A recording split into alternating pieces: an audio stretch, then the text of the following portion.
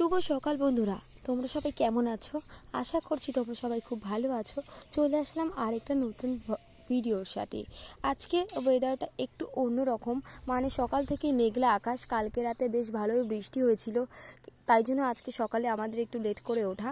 কিন্তু মা তো মাই হয় বলুন, মা উঠে মায়ের কাজ শুরু করে দিয়েছে। আমরা কিন্তু এখনও ব্রাশের দোরগোড়া অবধি যেতে পারিনি। সকালবেলা উঠে দেখি মা সমস্ত বাসি কাজ কমপ্লিট করে ফেলেছে। সকালে উঠেছে, বিছানা তুলেছে, ঘর ঝাড় দিয়েছে, এখন চলে এসছে বাসন মাজতে। যেহেতু ব্রাশ করার পরে যদি টাইম না পাই, তাই জন্য ব্রাশটা করতে করতে বাসনটা মাজতে বসে গেছে। একা করে সমস্ত কাজ একা হাতেই মা করে। দিদার বাড়িতে দিদা সম্পূর্ণ একা করে, আর এখানে তো মা সম্পূর্ণ একা করে। আর এই যে উনুনগুলো দেখতে পাচ্ছ, এই উনুনগুলো কিন্তু আমার মা নিজের হাতে তৈরি করেছে। আমার মা এই সংসারটাকে তিলে তিলে একটু একটু করে সব গুছিয়েছে, এত বড় একটা সংসারে পরিণত করেছে। এক সময় আমাদের মাথার উপর ছাদ অবধি ছিল না, সেই ছাদ অবধি আমার মা বাবা তৈরি করে দিয়েছে আমাদের জন্য। আর এদিকে দেখো, সম্পূর্ণটাই আমার মায়ের হাতের তৈরি। এই যে ঝাঁটাগুলো দেখতে পাচ্ছ, এই ঝাঁটাগুলো আমার মা নিজেই বাঁধে। সমস্ত কিছু একটা খুঁটিনাটি বিষয়গুলোই আমার মাই দেখে। আমার মা আর দিদা হচ্ছে 100-100, মানে কাউকে দরকার হয় না, সমস্ত কাজে পারদর্শী, নিপুণা যেটাকে বলা যেতে পারে। আমরা হয়তো কিছুই শিখিনি, আসলে আমাদের বয়সই বা কত, কিন্তু আমার মা অল্প বয়সে অনেক কিছু শিখে ফেলেছে, অনেক কিছু অ্যাচিভ করে ফেলেছে। আমাদের 3 বোনকে একসঙ্গে একার হাতে মানুষ করেছে, সংসার ঠেলেছে, কাজ করেছে, সব কিছুই আমার মা করেছে। আর এদিকে দেখো, মেজো বোন ঘর গুছাচ্ছিল, মা তো অর্ধেক কাজ করে রেখেছিল। আর এদিকে বিছনা গুছাতে গুছাতে আমার অনেক কিছু, অনেক স্মৃতি মনে পড়ে গেল। এই যে এই 3টে কম্বল আমাদের, এই 3 বোনের, আমরা 3 বোন 3টে কম্বল গায়ে দিতাম। এখন খুব মিস করি, এখন আর মারামারি করতে হয় না, কি হবে কি হবে না ভাবা হয় না।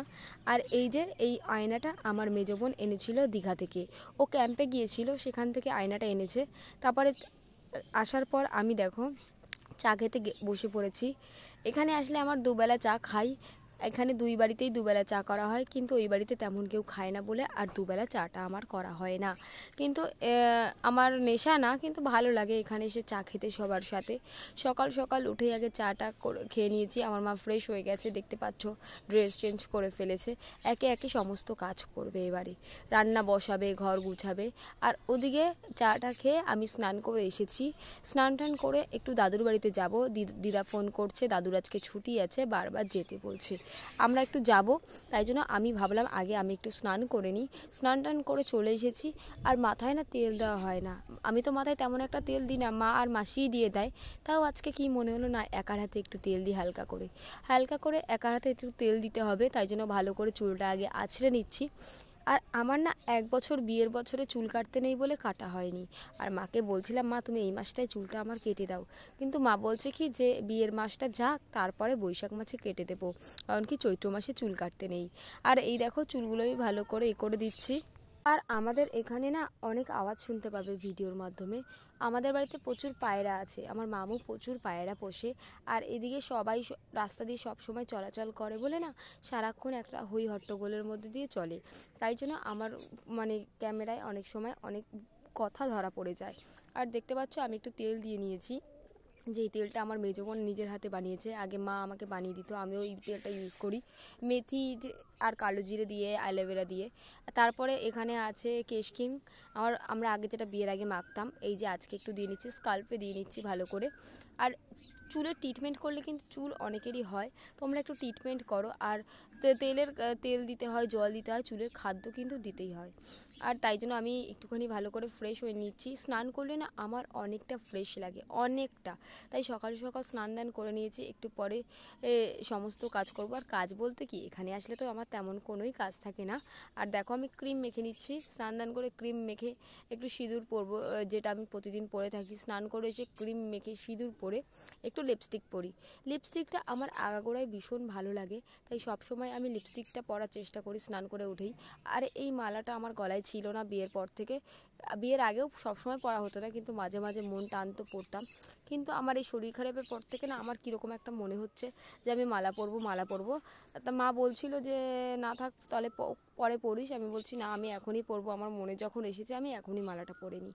মালাটা পরে নিয়েছি, তারপর থেকে অনেকটা মানে মন থেকে শান্তি পাচ্ছি। আমি মালা টালা পরেছি, ঠিক আছে থাক চলুক। কোনো সমস্যা নেই। এবার লিপস্টিকটা হালকা করে পরে নিই।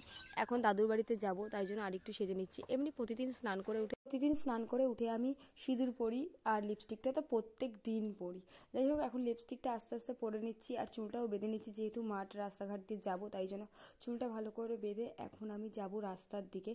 আর বাকি কাজগুলো তোমাদের পরে দেখাচ্ছি। আর এই দেখো, আমার মাথায় না চুল পেকে গেছে, সাদা সাদা হয়ে গেছে, তুমি দেখে বুঝতে পারছো। আর আমার এমনি ছোটোবেলা থেকে একটু লিভারের প্রবলেম ছিল, যার জন্য আমার চুলগুলো পেকে গেছিলো দু একটা করে। বাট সামনে ছিল না, পিছনে ছিল। সামনে দুটো চুল পেকে গেছিলো, আজকে একটু তুলে দিলাম। আর এখন মানুষের কিন্তু বয়স লাগে না চুল পাকতে, সেটা আমার থেকেই তোমরা বুঝতে পারছো অবশ্যই। আর দেখো, বাইরে একটু বৃষ্টি হয়েছিল, ওয়েদারটা ভালো না বলে একটু কেমন কেমন লাগছিল, তাই জন্য ভাবলাম জ্যাকেটটা পরে যাই। জ্যাকেটটা পরলে অনেকটা মানে সেফ থাকা যাবে, বৃষ্টি আসলেও কোনো প্রবলেম হবে না। আগের দিন দিদার চাদরটা এনেছিলাম, সেটা ভাঁজ করে নিয়ে যাচ্ছি। আমি আসলে না এটাই করি, দিদাবাড়ির জিনিস এই বাড়ির জিনিস দিদাবাড়ি, মানে একটা কীরকম একটা। আর এদিকে মেজো বোন ডাঙ্কা নিয়ে বসে আছে সকালবেলাতে, ওখানে কি ডাঙ্কা ঠিক করে দিতে হবে। ছোটো ডাঙ্কাটা আমাদের তিন বোনেরই খুব প্রিয় ছিল, ছোটো ডাঙ্কাটাই ফেটে গেছে। এখন সামনে অনুষ্ঠান আসছে, বারুণীর মেলা আসছে, তাই জন্য মাকে ধরেছে, মা তুমি আবার ডাঙ্কা ঠিক করে দেবে আজকে, তালা আনতে চলো। যাই হোক, তাই এখানে বসে আলোচনা হচ্ছিল কি করা হবে। তো আমি বললাম তাহলে তোমরা সেই আলোচনাই করো, আমি আর ছোটো বোনও যাই দিদাবাড়ির দিকে। আর দেখো, দিদা কিন্তু সব সময় খুব ভালো রান্না করে। আর আমার দিদা হচ্ছে অলরাউন্ডার, ভীষণ সুন্দর রান্না করে। পৃথিবীতে যদি ভালো কেউ রান্না করে সেটা হচ্ছে আমার দিদা। আজকে দেখো আলুর তরকারি করবে আর লুচি করবে। সকালবেলায় ফোন করে শুনেছে যে আমরা কি খাবো, তা আমরা বলেছি আলুর তরকারি আর লুচি খাবো, তাই জন্য লুচি করেছে। আর এদিকে দুবার করে লুচি করতে হবে। আর যাই হোক, অল্প করে প্রথমে মাখানো হয়ে গেছে। আলুর তরকারিটা আগে করে নিয়েছি, আমি একটু নাড়িয়ে নিচ্ছি। আর এদিকে আমি বললাম তাহলে আমি লুচিগুলো ভেজে দিই, তুমি তো সকাল থেকে ওটা সবই করছো, তাই লুচিগুলো ভাজছি আমি এখন। আর দিদা বেলে বেলে দেবে। আর এই ছোটো কড়াইতে ভাজবো, লোহার কড়াইতে, এটাই ভাজলে বেশ সুন্দর ফুলকো ফুলকো হবে। আর তাড়াতাড়ি ছোটো কড়াইতে না তাড়াতাড়ি হয়েও যায়। আর এই যে আমাকে সব কিছু হাতে দিয়ে দিয়েছে, আমাকে কিছুই গুছিয়ে নিতে হয়নি, হাতে দিয়ে বললো আর একটু তেল দিয়ে দে, তেল দিলে আর একটু বেশি ভালো হবে।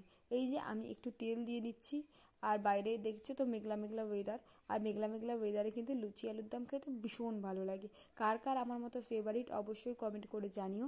আর এই দেখো, এদিকে কড়াইটা প্রায় গরম হতে চললো, গরম হয়ে গেছে। এখন আমি লুচিগুলো ভাজবো। প্রথমে তার আগে আমি তরকারিটা নাবিয়ে নেব, তরকারিটা নাবিয়ে নিয়ে বড় গ্যাসটাতে আমি ছোট কড়াইটা বসিয়ে দেবো, লুচির কড়াইটা। আর এই দেখো, এখন আমি ধরাটা নিয়ে নিয়েছি। আর এটা ভালো করে মুছে নিচ্ছি, কারণ কি এটা জল থাকলে ছাঁকনিতে তো আমার তো ধরবে না, মানে জল তেল ছিটে আসবে, তাই জন্য আগে আমি ওইটা মুছে নিলাম, তারপরে তরকারিটা নাবিয়ে নেব। এই যে আমি তরকারির গামলাটা নাবিয়ে নিচ্ছি, তারপরে আমি কড়াইটা বসিয়ে দিয়েছি। কড়াইয়ের মধ্যে তেল কিন্তু ফুটছে, আর দেখো ছিটছে একটু। আগের দিনও লুচি ভাজা হয়েছিল, পকোড়া ভাজা হয়েছিল, সেই তেলটাই যেহেতু, তার জন্য একটুখানি ছিটছে। আর এদিকে আমি বসিয়ে দিয়েছি কড়াই, আর এখন আস্তে করে দু হাত দিয়ে লুচি ছেড়ে দিচ্ছি। আর দেখতেই পাচ্ছ আমি একটু ভয় ভয় পাই।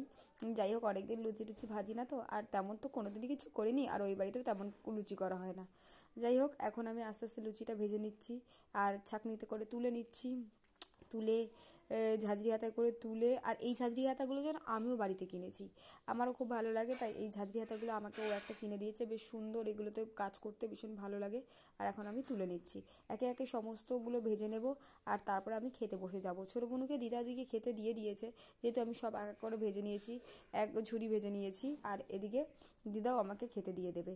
এদিকে একটা দেখো কি সুন্দর ফুলেছে, একটা তোমাদের দেখাই কি সুন্দর ফুলেছে না। আর এদিকে কড়াই কিন্তু গরম হয়ে গেছে।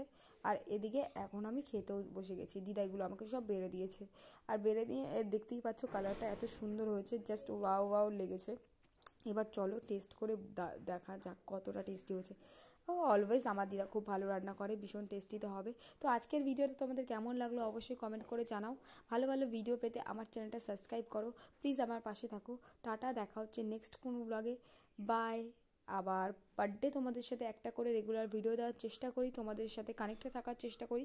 তোমরাই আমার আরেকটা দ্বিতীয় পরিবার বলা যেতে পারে। তোমাদের ভালোবেসে আমি অনেক কিছু করার চেষ্টা করি।